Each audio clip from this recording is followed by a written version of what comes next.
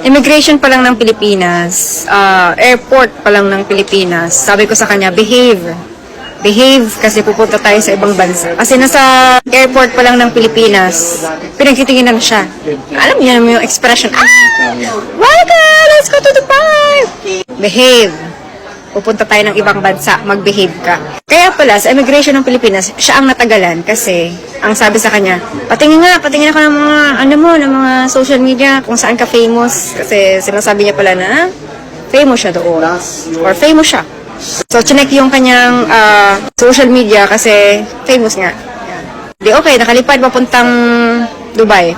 Nairita na ako kasi sa aeroplano pa lang, inutusan niya si Mami Jonji, yung business partner ko na videohan mo yung paglapag ng aeroplano kasi nandun siya sa window seat. Videohan mo yung aeroplano, yung paglapag ng aeroplano. Tapos hindi na videohan kasi natataranta. Laro ka naman, laro. Hindi na videohan. Alam mo yung expression na kayo, na gano'n na, hindi mo na videohan. Ba't gano'n yung tono? So nairita na ako. Sabi ko, behave. Paglabas ng aeroplano, bigla siyang lumakas ang boses. Welcome to Dubai! Pinagtinginan siya ng mga kasunod namin na ibang lahi. Sabi ko sa kanya, behave. Nasa ibang bansa na tayo, behave ka. Pinagdidila na. So, sa mga nakapunta ng Dubai, mahaba. Sasakay pa kami ng train papuntang Dubai, papuntang immigration. Tapos pipila na, pagdating sa immigration, pipila na. Alam mo yung ganyang pila, yung paliko-liko, zigzag. Nauna kami, dalawa. Na sa dulo sila, tatlo. Si Roldan, si Kokirat, at saka si Mami Jonji, yung business partner ko. Tapos, nung malapit na kami sa immigration, hanap ako sa kanila. Kasi ang daming tao. Hanap ako. Kasi, ano kayo nangyayari? So, sumunod na. Wala na akong magagawa. Hindi ako makabalik kasi nga yung linya. Nauna na ako sa immigration. Nauna kami sa immigration. Nung nakalagpas kami, kinuha ko na yung luggage. Tumatawag na ako. Mami, anong nangyayari? Asa na kayo? Nakuha ko na yung luggage. Sabi sa akin, naharang ng immigration.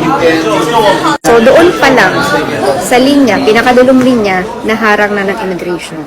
Wait, before pala sa immigration, pagsakay ng train, nag-CR. Sa girls, CR. So, ang daming CCTV sa airport. Dubai, ang daming CCTV sa airport. So, hindi ako aware na nanonood sila, natitimbrehan na. Alam niya, natitimbrehan na, nakikita. Ganun sila kahigpit. Saway ako ng saway. So, nakikita na yung galaw niya. Kaya before pa lang makarating sa immigration, hindi siya nakausap ng immigration officer doon sa pinakadulo. Hinarang na, kinuha na. Tapos, ang sabi, ano ang problema? Sinabihan sila Roldan na this is not about the outfit, this is about national security. Stress, nakaka-stress. So tawag ako ng business partner ko, tumawag ako, sir, naharang po kami sa, naharang po si Pukara sa immigration. Baka pwedeng, alam ko na, walang magagawa. Tataranta na ako. At least man lang may makausap ako na taga Dubai. Di ba? At least man lang may makausap ako na taga Dubai. So, sa mga nagsasabi na wala magagawa yung connections, wala. Alam ko. Pero at least, that time kasi wala akong maisip. Paano yung gagawin ko nasa pinalabas na kami, hindi na ako pwedeng bumalik kasi nakaligpas na ako doon sa immigration. Hindi na ako pinapabalik, Sir, can I bring the luggage? Kasi gusto kong magpalit siya ng damit kung yun man ang problema. Kasi if yun ang problema, pwedeng pagpalit, pwede siyang maghingi ng sorry and then patawarin. Kasi may mga ganong kaso. And you are not...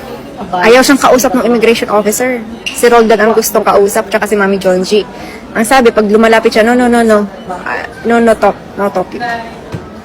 This is about national security. Ulit-ulit na ganon. Ang na-feel ko lang that time, taranta ko. Kasi what if, anong mangyari sa kanya? Diba yung nababalitaan ko na hold, kung ano-ano ginagawa. Alam mo, yun yung nasa isip ko. Hanggang antay kami. Madaling araw.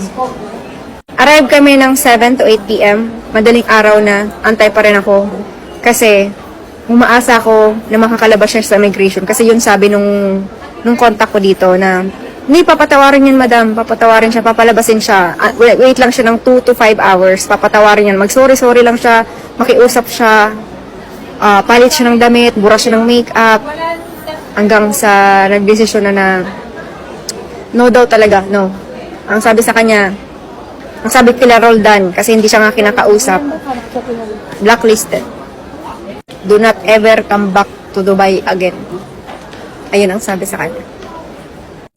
Mangayak-ngiyak ako. Nanginginig ako, nanlalamig yung kamay ko. Sabi niya, Mami, gusto ko nang bumalik. Pero ang initial kasi sabi sila magbubuk ng ticket. Tapos ang sabi, Mami, gusto ko nang umuwi ngayon. Okay.